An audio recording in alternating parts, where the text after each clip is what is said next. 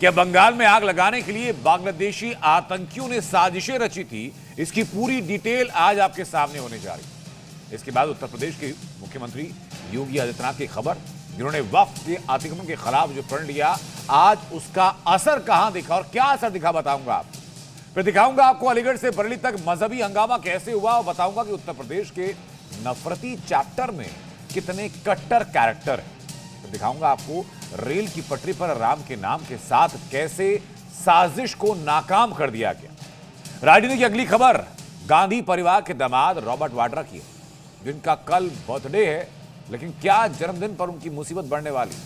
और आखिरी सेगमेंट में दिखाऊंगा आपको मेरठ की एक और कातिल मुस्कान।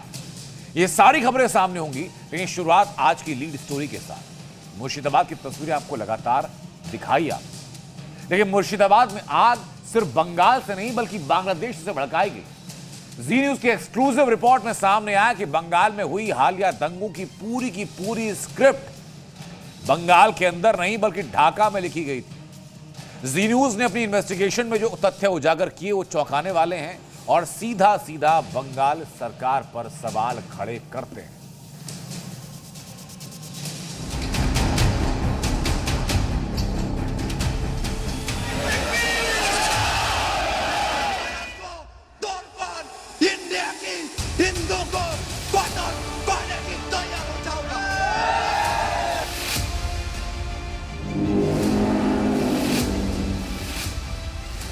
बंगाल हिंसा पर सबसे विस्फोटक खुलासा।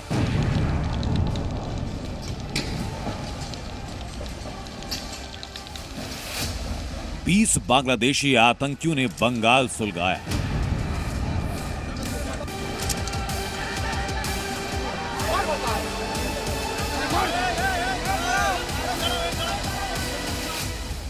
खूंखार आतंकी संगठन बंगाल में कैसे घुसे?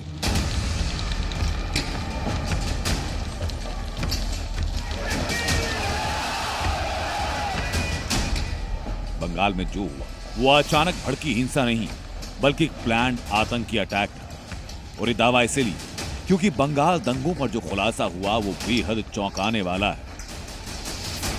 जी न्यूज की इन्वेस्टिगेशन में अब तक जो राज सामने आए, मुर्शिदाबाद में फैली आग उन हाथों से लगाई गई जो बांग्लादेश से आए थे, बुरके में थे और मंशा थी पश्चिम बंगाल में आतंक फैलाने की। सूत्रों से खुलासा ये कि 20 बांग्लादेशी आतंकी बुर्का पहनकर भारत में घुसे। बंगाल में आतंकी ऑपरेशन 3 ग्रुप में बांटा गया। आतंकी मुर्शिदाबाद के शमशेरगंज, सूती और धुलियान में एक्टिव थे। इन बांग्लादेशी आतंकियों के जरा नाम सुनिए। इनके नाम है रिपन, ज्वेल, इकरामुल, मिजान। ये वो चेहरे जिनके इशारे पर मुर्शिदाबाद की सड़कों पर आग बरसी। जी न्यूज के पास मौजूद इनपुट के मुताबिक इन आतंकियों ने सबसे पहले स्थानीय मुस्लिम युवाओं को ब्रेन वॉश किया, उन्हें धार्मिक भावनाओं के नाम पर भड़काया और उसके बाद हिंदू घरों को निशाना बनाया। बंगाल में बांग्लादेश के पैटर्न पर हिंसा हुई। हिंदुओं को निशाना बनाया गया, हिंदुओं की दुकानें जलाई गई, हिंदुओं की हत्या की गई और हिंदुओं को पलायन के लिए मजबूर किया गया। यही सब कुछ महीने पहले बांग्लादेश में हो रहा था।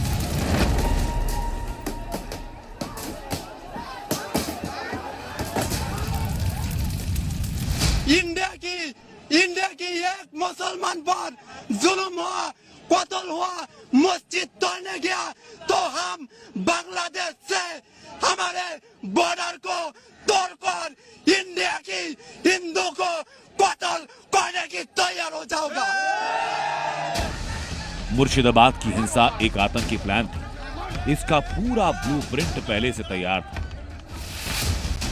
बांग्लादेश में आतंकियों को ट्रेनिंग दी गई, बुर्का पहनाकर भेजा गया। तोड़फोड़ नहीं बल्कि टारगेटेड मर्डर का प्लान किया गया। खबर यह कि आतंकी संगठन जमातुल मुजाहिदीन और अंसारुल बांग्ला टीम इस हमले के पीछे है। वो संगठन जिनका इतिहास भारत विरोधी गतिविधियों से भरा है। जी न्यूज की इन्वेस्टिगेशन में सामने आया कि बांग्लादेशी आतंकियों को बंगाल में एक सियासी दल का संरक्षण मिला, लोकल सपोर्ट मिला और फिर हिंसा की।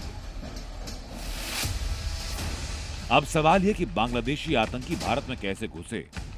क्या आतंकियों को राजनीतिक संरक्षण मिला और बंगाल की इस हिंसा का असली मास्टरमाइंड कौन है?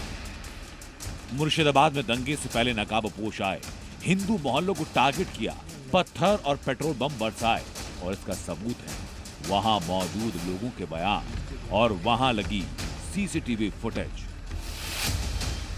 दरअसल बंगाल का मुर्शिदाबाद और मालदा वो जिला जो बांग्लादेश की सीमा से सटा है। यहां से घुसपैठ, नकली नोट और रोहिंग्या नेटवर्क की खबरें आती, लेकिन धीरे धीरे बढ़ता गया और अब मामला आतंकी कनेक्शन तक पहुंचा।